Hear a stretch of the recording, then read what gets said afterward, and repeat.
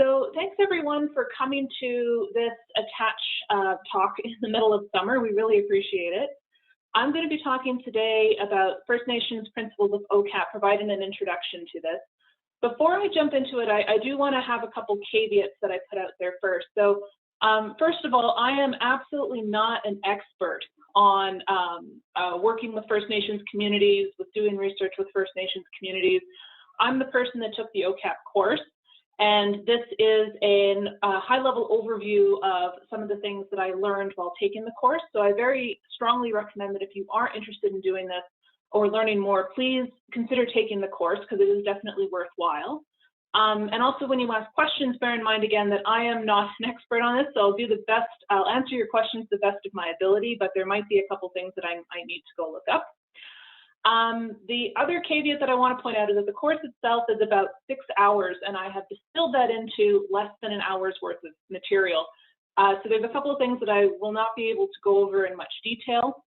But again, I really encourage you to take a look at the course. And also, if any of you are, or any of you know someone who has more experience in doing research or data collection activities with First Nations communities and has experience with rolling out OCAP, like in a real world example, please let me know, because it would be awesome to either invite you or whoever this other expert is to give a talk at the 2022 ATTACH webinar series. That would be amazing. So I have my email here, and I'll have it at the end too if you have any thoughts about people that could talk about like real examples of how this is rolled out.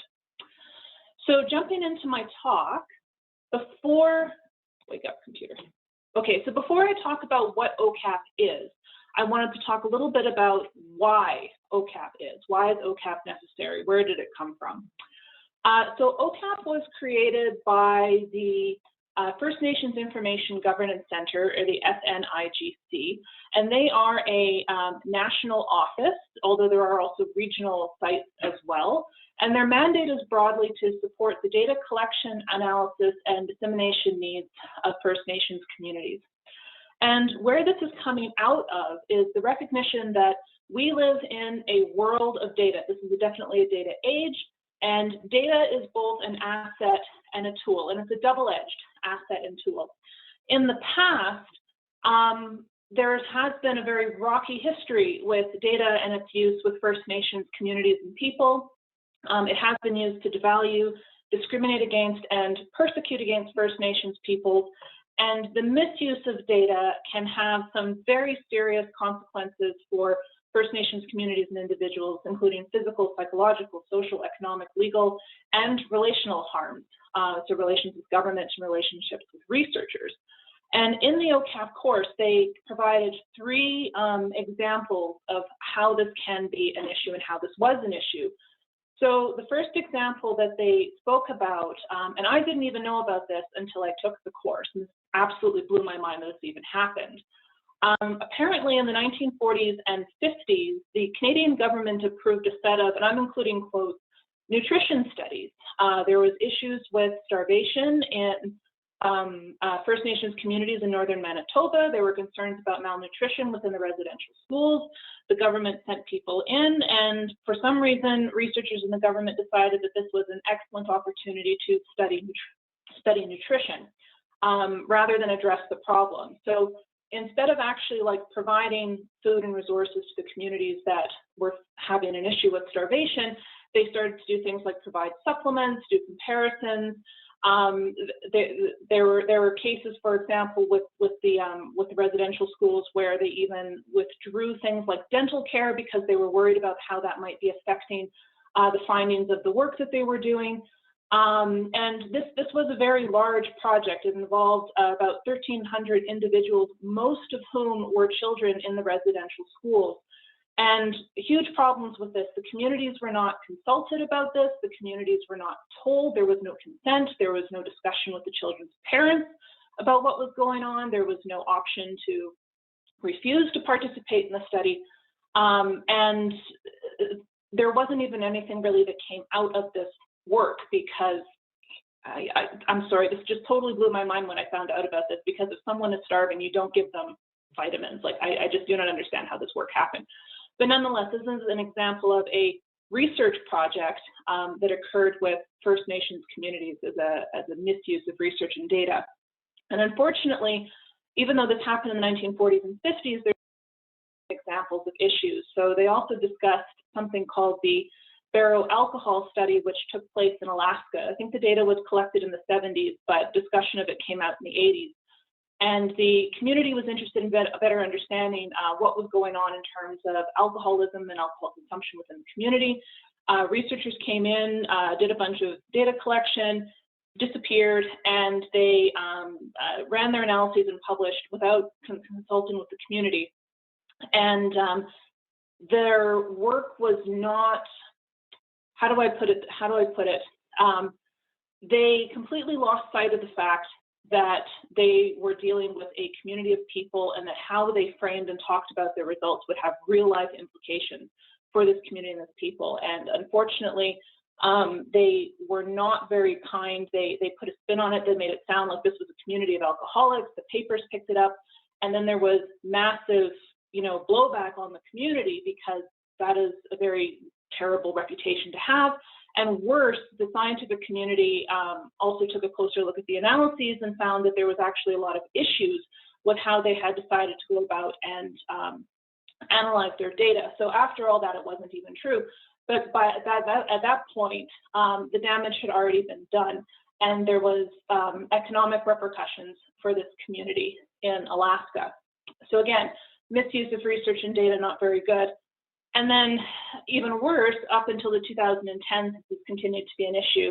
I really hope I pronounce it. The Havasupai tribe in Arizona, there is a high rate of arthritis within the community. So when researchers approached them to ask if they could take blood samples to see if they could find genetic causes potentially of this increased risk for arthritis within the community, they agreed. That sounds like it's very beneficial to the community.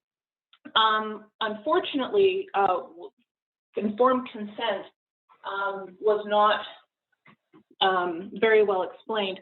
So what ended up happening was that the researchers took the samples.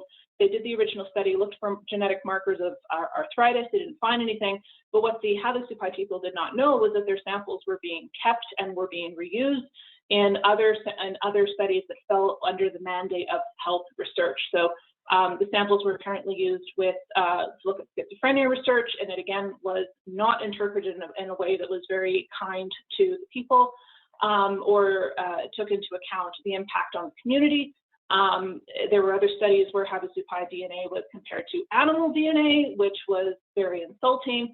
And what was also very distressing was that it was used in a study to test the Bering Strait hypothesis, and that was also very distressing for the community because they have their beliefs and their creation myths say that they came out of the valley. So when scientists started to suggest that they actually came from across the Bering Strait out of Asia, that was potentially challenging not only their creation myths, but also how it was interpreted was challenging their rights to their land and to their valley as a potential way of denying that. So there was actually a lawsuit. It was settled in favor of the Havasupai people as well. But what's particularly disturbing about this one is that technically the researchers doing this work were in compliance with the boilerplate agreements that the university had, and these issues still popped up. So out of those three examples, there's a couple of themes that are coming through. There is with this troubled history with research with First Nations community, there tends to be a lack of consultation and transparency. With the nutrition studies, there was no informed consent. There was no opportunity to refuse to participate in that study, which is very problematic. There's a lack of cultural sensitivity, especially with the Havasupai people as well.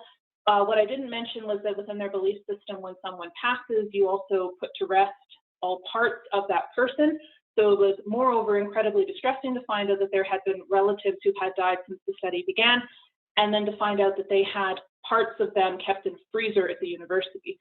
So again, that was also one of the reasons why the lawsuit happened. There was a serious lack of cultural sensitivity in that example. Researchers have tended to treat information as a commodity, so we lose sight of the fact that there are real people behind the data, that there are real implications for how the data is discussed, how it's framed, how it's interpreted. That hasn't been considered traditionally at all. And then what's worse is that the community and individual harms are not minimized, especially, again, talking about the nutrition study where, you know, people weren't even offered basic food, had dental care and things like that removed from them, and community and individual benefits are not directly maximized. So collectively, understandably, talking about these sorts of experiences that First Nations communities have had with research and data collection, there is this sense that First Nations people have been researched to death. And this is actually one of the comics that was used in the OCAP course. Why are we participating in this? How is this benefiting us? Why on earth should we do about this?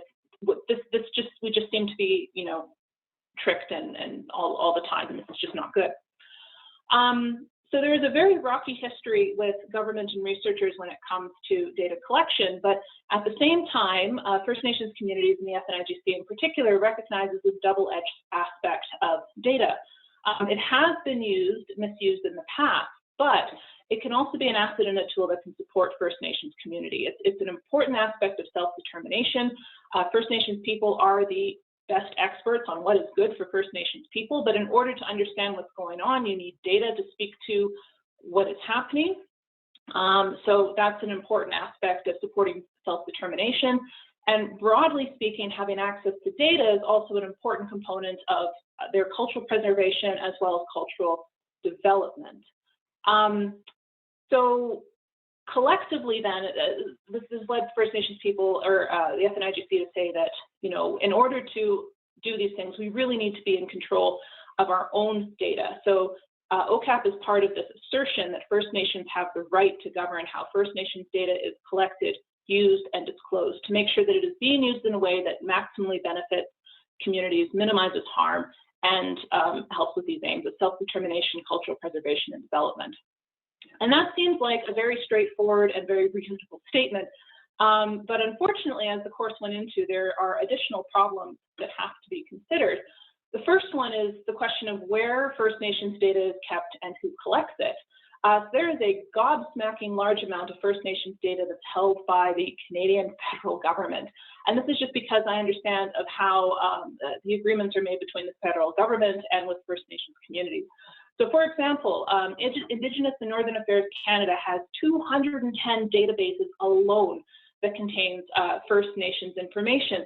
And this isn't just like whatever, who cares data. This is like very personal information on things like healthcare, education, housing, social assistance, things like that. This is held by the Canadian government. And that in itself wouldn't necessarily be a problem, except that federal data legislature was not designed with First Nations data in mind. So I'm just going to walk through why that is particularly problematic. There's a couple of legislatures that they talk about that protect data and privacy at a federal level. One of them is the Privacy Act, which in a nutshell describes the individual's right to access and correct personal information held by the government, and also determine how that information will be used or disclosed. And on the surface, this sounds like a very good law. In a democratic society, individuals should have the right to access and correct information and determine how it's going to be used or disclosed. The problem, though, is that this does not speak to community privacy, and that is where the First Nations context is not covered, because the law does not allow a community of individuals to determine how that data is going to be collected, used, or disclosed. And it's just not a reasonable thing to expect every single individual in a community to turn around and, you know, tell the government how their data should or should not be used. So there is no way for a community to determine how this information is going to be used. Another legislature is the Access to Information Act, and that is the right to access information in government records with some exceptions. So for example, if the government has corporate trade secrets or if they have information that is held in confidence from a foreign government. Again, sounds like a very reasonable piece of legislature, what you want in a democratic society, no secrets from the government. Again, the problem is that most First Nation data is held by the federal government. So by this act, it is possible for people to access the information, First Nations data information that is held by the government. So it doesn't recognize the confidentiality of First Nations data. In terms of these exemptions, because some people have asked, well, what if is First Nations community considered a foreign government? Unfortunately, the answer is mostly no. There are a handful of Aboriginal governments that are recognized as exempt, that this is information held in confidence from a foreign government. But there's something like 600 First Nations, more than 600 First Nations across Canada, and there's maybe 20 or so that are recognized as a foreign government under this. So unfortunately, First Nations data is not actually kept private or protected because of this act. And then finally, there's the Library and Archives of Canada Act, which again, in a nutshell, says that all information under government control has to go to the National Archives unless exempt, and personal information is published 20 years after death. And again, this includes all government-held First Nations databases, which, as I described briefly above, holds a gobsmacking amount of personal information as well.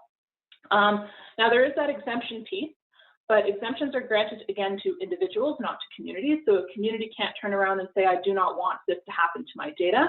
And moreover than that, according to the information from the OCAP course, exemptions are very difficult to obtain. And up until this point, there has been no successful obtainment of an exemption to this act. So the federal legislature is fairly problematic. Now, in addition to that, there's also provincial and territorial laws around data and privacy. And this does vary a great deal by province and territory. And some provinces and territories are more sensitive to the specific context of First Nations communities than others, but it does vary. It's still not perfect. But in summary, what I've described thus far is there's two overarching problems here. So First Nations need to be able to govern their own data. These are in order to self-determine, in order to respect sovereignty, First Nations should have access to and decide what happens to their own data.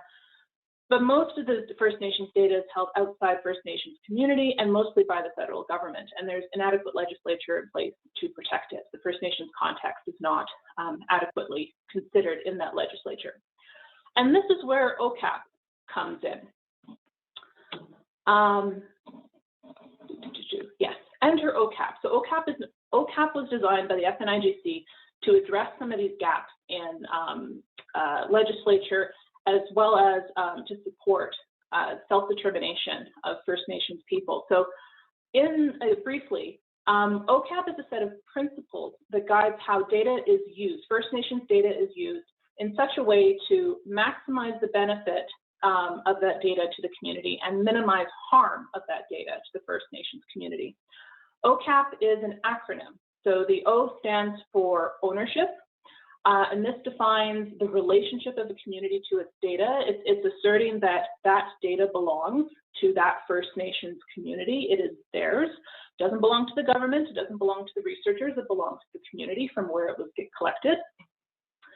C stands for control. So this says that First Nations communities should have total control of how information on First Nations communities are collected, used, and disclosed. And this runs the whole gamut of the data collection process, from how the data is proposed to be collected all the way through to storage and destruction. It's the community that should be deciding how all of that is happening. A stands for access.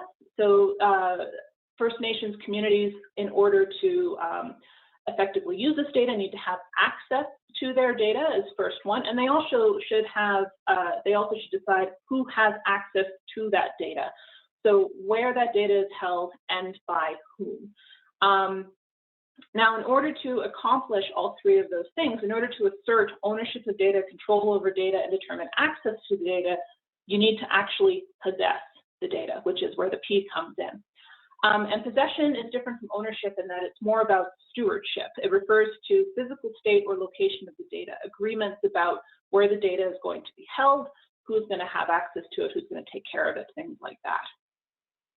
And according to the OCAP training, like I've been talking about First Nations data, the course defines First Nations data as all information that can be used to identify First Nations communities, First Nation community membership, Indian status, or residence in a First Nations community. So bear that in mind when we're thinking about what kind of data we're looking at here. OCAP is an interesting concept to put into place because it is a set of principles. Principles is the key word here. that set ground rules for engaging in respectful, culturally sensitive, and collaborative data collection with First Nations communities. The goal is to put, and again, it still shocks me that I have to say this, the goal is to put First Nations communities in the driver's seat when it comes to how data is collected, used, interpreted, what kind of data is collected, things like that. And that is what OCAP is meant to do. So it's a set of principles that help First Nations communities start to think about how their data is going to be collected, why it should be dated, how it should be stored.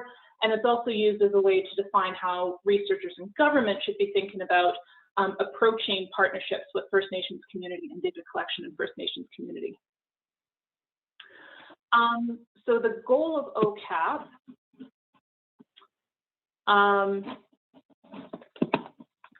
sorry, I'm just checking something on the computer here. Okay, so the goal of OCAP is fairly broad. The goal is to create this framework that promotes respectful, that respects and supports the self-determination of First Nations communities. Again, First Nation communities should be in the driver's seat when it comes to their own data. They are the experts on what their issues and concerns should be. And OCAP is this assertion in the statement, a set of principles that helps put First Nations back into that driver's seat when it comes to self-determination. OCAP is also meant to support relevant and beneficial research. When I was going through the course, it really struck me that this was very much in line with community-based participatory research, patient-oriented research, implementation science, but with a focus on issues around First Nations communities.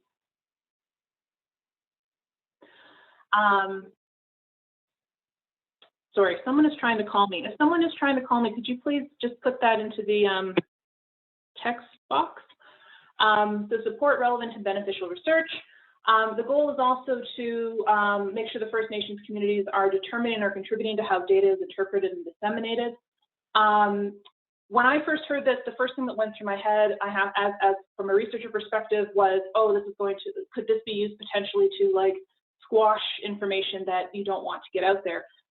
That is not why this is an important goal. As with the examples that I talked about before, the major problem with First Nations communities is that data has not been interpreted or disseminated in a way that is in consultation with the community or is sensitive to the community's needs.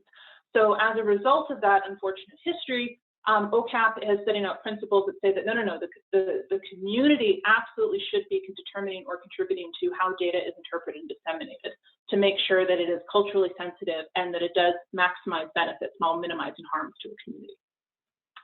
And of course, the goal is also to enable culturally sensitive research, both with individuals and with the community, by ensuring that we are using frameworks and measures that are in line with Indigenous communities and Indigenous culture. Okay, so OCAP is, like I said, they're principles. So one of the first things that went through my head was, okay, that's fantastic. How do we see this in action? So I'm going to talk a little bit briefly about what OCAP can look like in action according to the course. But first of all, a couple of caveats that I want to point out here. First of all, when it comes to OCAP and research with First Nations communities, there is absolutely no one-size-fits-all approach. That is why this is a set of principles and not a set of check marks that you have to accomplish. Again, as I said before, there's more than 600 First Nations communities across Canada. One of the statistics that just blew my mind was that although First Nations communities are one of the smaller racial or ethnic groups in Canada, they account for the majority of the diversity across those racial and ethnic groups. So that means that there are going to be differences in terms of language, culture, religion and beliefs, governing structure, all sorts of things. And it is the responsibility of the researcher to be aware of these differences and tailor their OCAP spirited approach to be in line with the specific context that they are working with. It should also be noted that OCAP does not technically apply to Métis and Inuit people. So in Canada, there's recognized First Nations, Métis and Inuit. OCAP is part of the First Nations group. So technically that does not cover Métis and Inuit people. Having said that, in my humble opinion, in the spirit of, again, patient-oriented research, community-based participatory research, implementation science, all of that, the spirit of OCAP should still be applied to Métis and Inuit peoples and communities. So bear that in mind, that this is very much a First Nations thing, but the spirit should still apply to Métis and Inuit communities as well, if you're going to be working with those groups of people. Some other caveats to be aware of when you're thinking about this is that First Nations communities will also vary a great deal with respect to their data management infrastructure and capacity. So the goal is to put data, the goal is to put data back into the hands of First Nations communities in order to support, again, self-determination, but not all First Nations communities have the infrastructure in place to, store data. They don't have staff necessarily to take care of data and things like that. So where the community is in terms of capacity and infrastructure needs to be taken into account when you are applying OCAP. And First Nations communities are also sovereign communities. So they could have their own privacy and access laws and their own procedures and processes around how data is collected. Again, it is the responsibility of the researcher or whoever is collecting the data to be aware of the laws that might be specific to a given community and to be aware of and follow that community's procedures and processes. So having thrown out some caveats, let's talk a little bit about what OCAP broadly looks like in actions. There's a couple of broad things they talked about in the course. So one of the key things is that the community, emphasis on that, needs to consent and needs to be involved and consulted throughout. And by community, that doesn't just mean a token person from the community said it was okay. You need to find out who gets to make the decisions in that community, how are decisions made within the community, and then follow that process. And again, this does not mean that you give the community, this is what I'm going to do. You can propose something, but then the community needs to have the opportunity to provide you feedback on your proposed question, research design, etc. When you approach a community, you need to have a clearly identified purpose. Why are we doing this?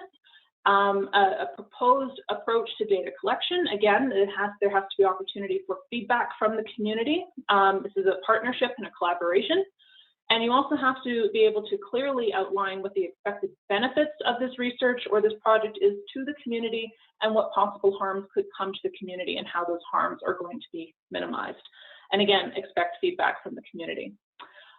When you're designing a project, you should be using culturally appropriate frameworks, methods, and measures. And again, in consultation with the community to determine what those are ideally. Related to the caveats before any data is collected or shared, there should be data agreements in place in terms of how the data is going to be collected, who's going to hold it.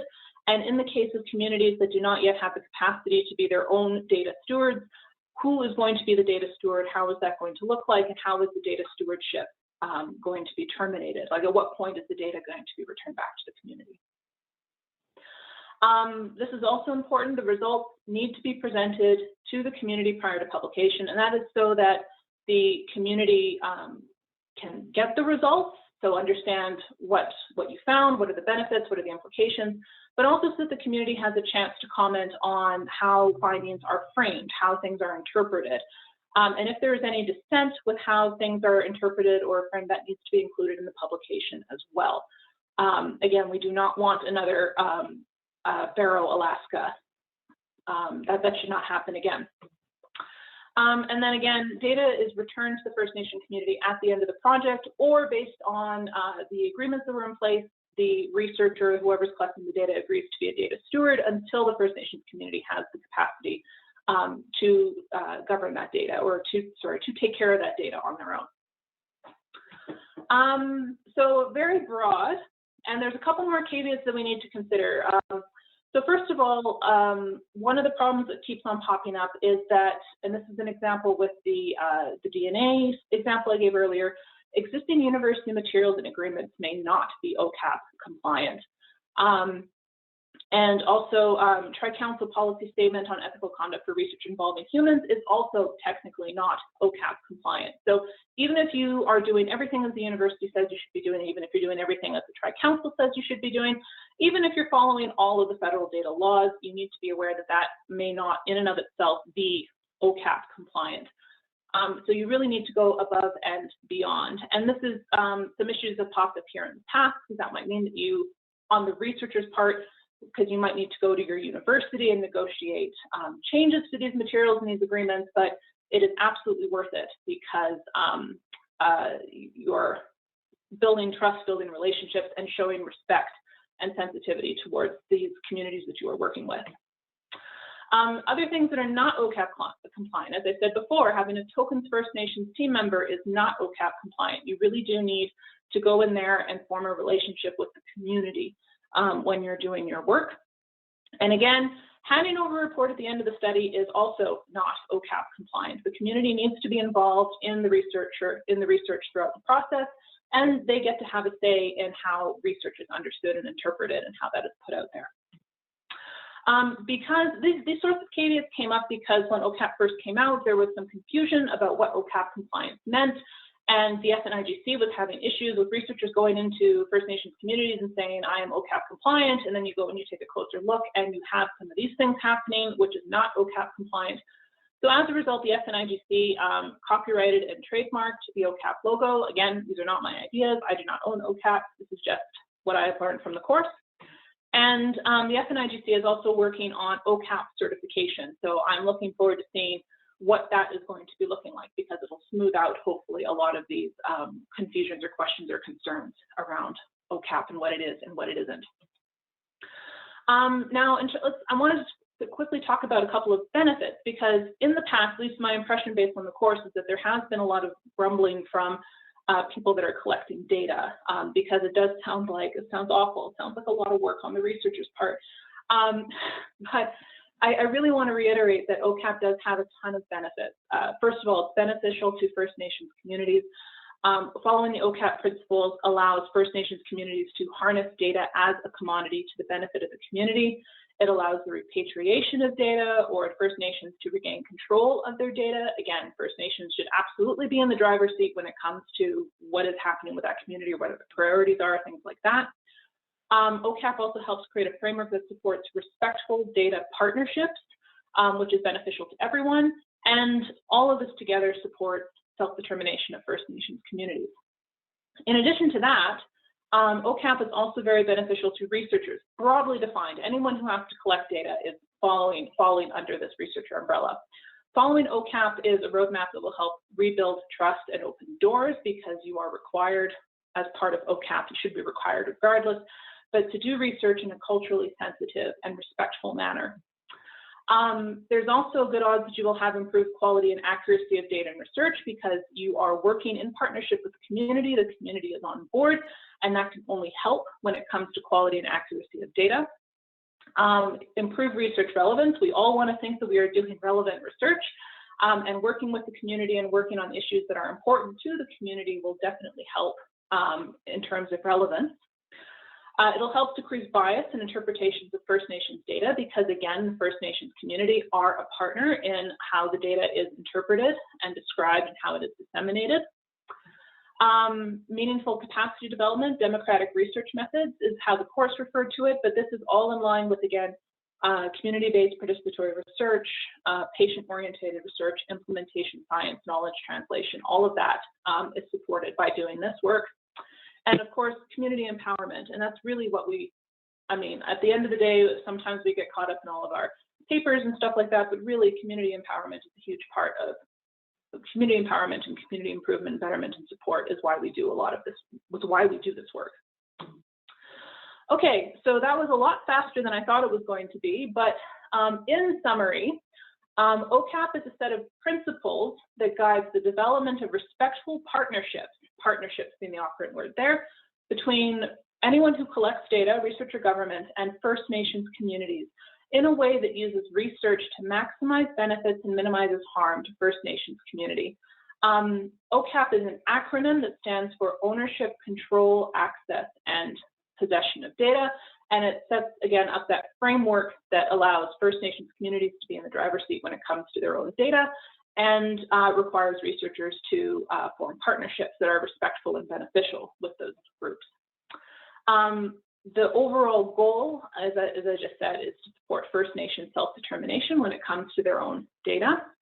And OCAP, to be clear, is not a means to deter research. Again, my impression based on the course is that there was a lot of grump that was coming out of the research community about this.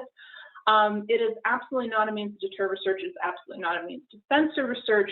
Again, it is meant to encourage respectful and beneficial research in partnership with a community, and ultimately to reduce barriers to research through capacity development, not only by mending relationships between researchers, governments, and First Nations communities, but also to support First Nations community develop the capacity and the infrastructure to collect and maintain their own data. And I didn't include it in the course, but there are actually examples in Canada where these sorts of partnerships have already been very successfully negotiated.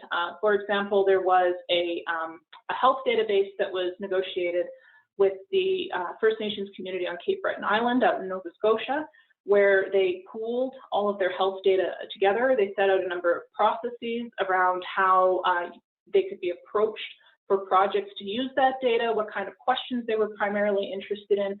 And it's my understanding that it has been very, very successful. There's been a lot of research projects that have come out of that have directly benefited the communities involved. And in fact, it's been so successful that other First Nations communities in Nova Scotia mainland have asked to join this so that they can also benefit from this. Yes, so that is OCAP. Very briefly, quickly in a nutshell, and I just wanted to conclude with this picture that I took from the OCAP course where they described the perfect OCAP recipe, because I thought that it did a very good job of bringing together all of these ideas and some of the ideas that OCAP brings together. So again, if anyone has direct experience working with First Nations or any Indigenous or Aboriginal community, and you would be willing to give a talk about how OCAP can look in practice, please let me know, because we would love to have you as part of the Attach series. But otherwise, I think I'm done talking, and I will, if you have any questions, please let me know.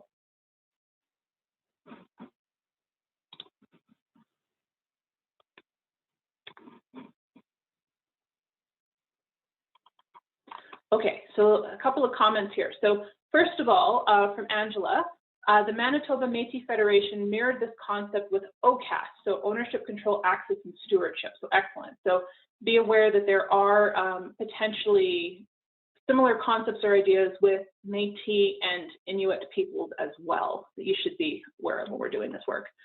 From Carrie, what does the access to the data look like, aggregate and or without client identifiers? My understanding is that that is going to depend very much on context. So for example, I have no idea, unfortunately, what the data would look like from the health database that I talked about in Nova Scotia, but in terms of data collected with a First Nations community, that would depend on how you negotiate it with the community, whether they want only aggregate data to be kept, whether they want any identifiers within the data to be kept. First Nations, they do define First Nations data as anything that can identify First Nations communities, First Nations involvement, Indian status, residence in a First Nations community, things like that. I did have a couple of questions about that myself because, for example, I've worked with some community agencies that do track whether someone is, you know, an Indian, has Indian status or anything like that, because that provides more access to additional resources for that particular client.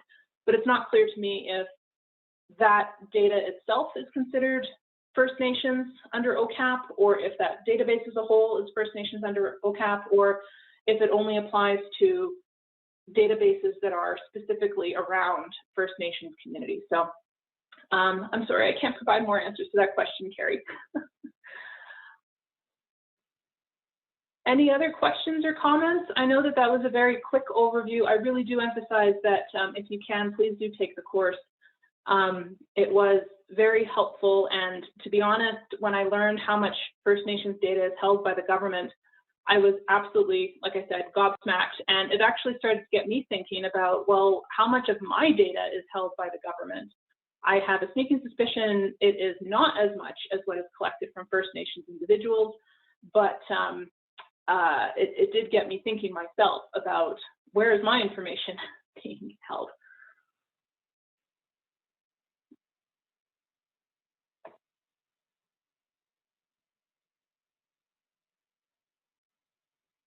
How do we sign up for the training course?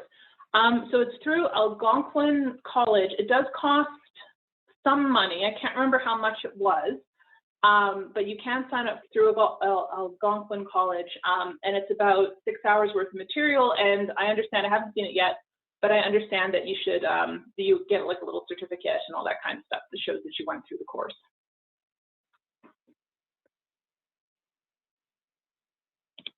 Let's see if I can, Algonquin College. I'll put it in the chat.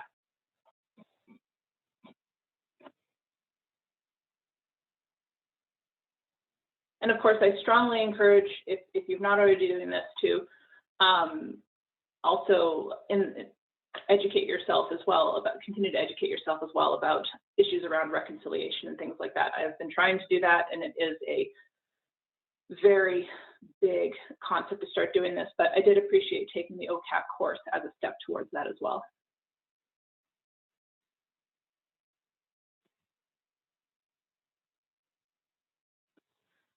All right, if there's no more questions, I know it's the end of July, so I'm perfectly happy with everyone getting to, oh, and thank you, yes. Is the University of Alberta has a course as well that you can take?